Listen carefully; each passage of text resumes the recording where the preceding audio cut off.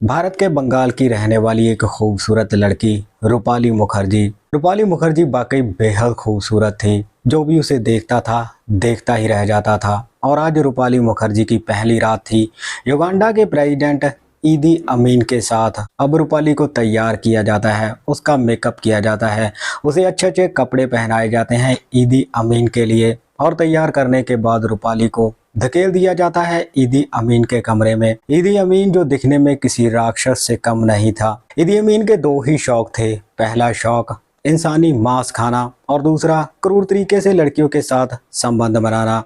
ईदी अमीन को भारतीय मूल की बंगाली लड़कियां सबसे ज़्यादा पसंद थी।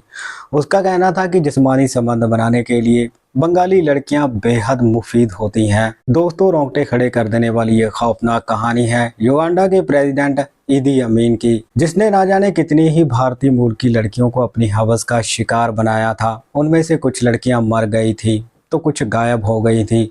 उन्हीं में से जो कुछ लड़कियां बची थी उन्हीं की ये सच्ची कहानी है, जिसे सुनकर आपके भी रोंगटे खड़े हो जाएंगे। कहानी को आखिर तक सुनिएगा। आदाब, नमस्कार, सत श्री अकाल। दोस्तों, बहुत बहुत स्वागत है आपका CHD क्राइम सफ़र के एक नए एपिसोड में। मैं उम्मीद करता हूं आप सब ठीक ठाक होंगे। दोस्तों, ये चैनल अभी छोटा है, इसे आपके प्यार और सपोर्ट की बहुत ही ज़्यादा ज़रूरत है।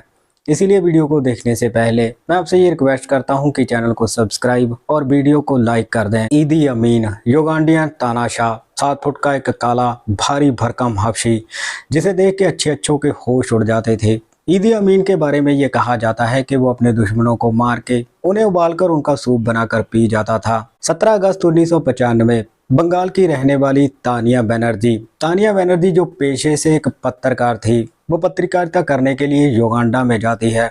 दरअसल तानिया का काम था युगांडा में जाके डॉक्यूमेंट्री फिल्म बनाना। अब तानिया युगांडा में पहुंच जाती है और वहां पहुंचकर वो वहां की सरकार से डॉक्यूमेंट्री फिल्म बनाने की परमिशन मांगती है। युगांडा की सरकार तानिया को परमिशन दे देती है।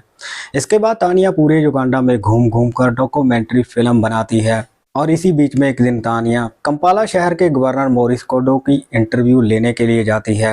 इंटरव्यू पूरे 2 घंटे चलती है। इंटरव्यू के दौरान तानिया मोरिस के साथ काफ़ी घुल मिल जाती है और तानिया मोरिस से कहती है कि अगर मुझे युगांडा के प्रेसिडेंट की इंटरव्यू मिल जाए तो मेरा युगांडा में आना सफल हो जाएगा। ये बात सुनकर मोरिस तानिया से कहता है कि मैं पूरी कोशिश करूंगा कि तुम्हें प्रेसिडेंट की इंटरव्यू मिल जाए। और इसके ठीक 1 हफ्ते बाद ही मोरिस तानिया को बताता है कि युगांडा का प्रेसिडेंट तुम्हें इंटरव्यू देने के लिए तैयार है।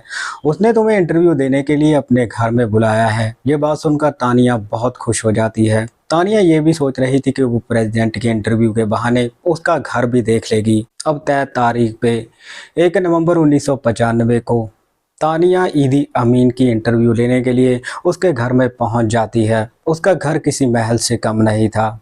अब इंटरव्यू पूरे 2 घंटे चलती है, लेकिन जैसे ही ईदी अमीन की नज़र तानिया पे पड़ती है तो उसके होश उड़ जाते हैं, क्योंकि तानिया वाकई बेहद खूबसूरत थी। इंटरव्यू के दौरान ही ईदी अमीन के मन में तानिया को भोगने की चाहत जागने लगी थी, लेकिन तानिया इस बात से बिल्कुल अनजान थी।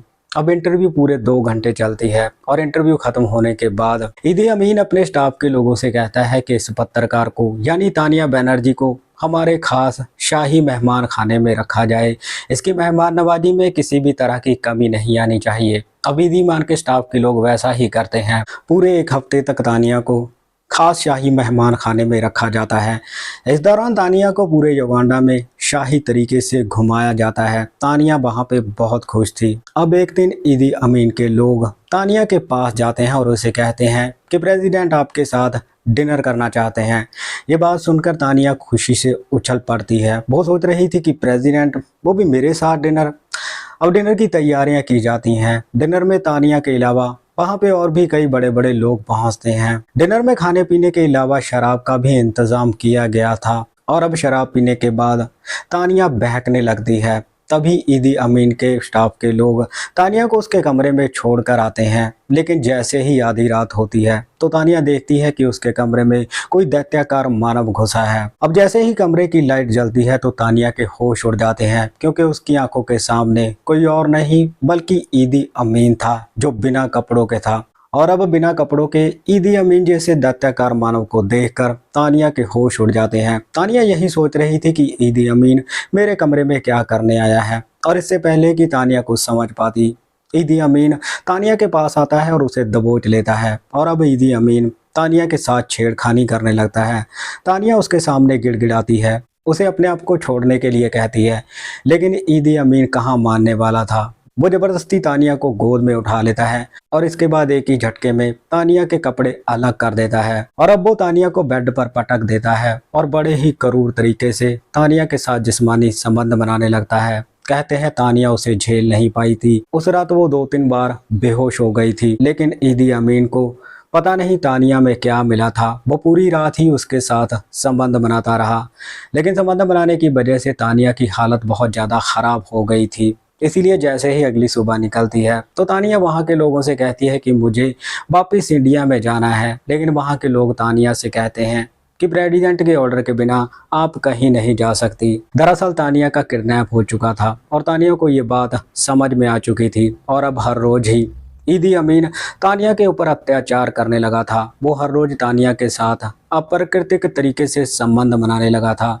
और इसी दौरान ईदी अमीन को तानिया के साथ प्यार हो गया था। वो उसे कहने लगा था कि तुम बंगाल से और लड़कियां मेरे लिए लेकर आओ, क्योंकि तानिया के साथ संबंध बनाने के बाद ईदी अमीन को ये लगने लगा था कि उसे झेलने के लिए और जिस्मानी सुख देने के लिए बंगाली लड़कियां बेहद मुफीद हैं। इसीलिए वो तानिया से कहने लगा था कि तुम बंगाल से और लड़कियां मेरे लिए मंगवाओ। लेकिन तानिया ईदी अमीन से कहती है कि मैं तो इस दलदल में फंस चुकी हूँ, मैं और किसी लड़की को इस दलदल में नहीं फंसाना चाहती। और इसके बाद तो मानो ईदी अमीन पागल सा रहने लगा था। उसे लगने लगा था कि बंगाली लड़कियां ही संबंध बनाने के लिए बेहतर होती हैं। इसीलिए वो एक दिन अपने सलाहकार फराज खान से कहता है, तुम जैसे मर्जी इंडिया से बंगाली लड़कियां मंगाओ। अब ईदी अमीन के कहने पर फराज खान इंडिया में अपना नेटवर्क एक्टिवेट करता है और इंडिया के लोगों से कहता है कि बंगाल की लड़कियां यहाँ पर भेजो। और इंडिया में जो फराज खान के लोग थे वो इश्तिहार में ये न्यूज़ दे देते हैं कि युगांडा में काम करने के लिए लड़कियों की ज़रूरत है, बदले में उन्हें मोटी तनख्वाह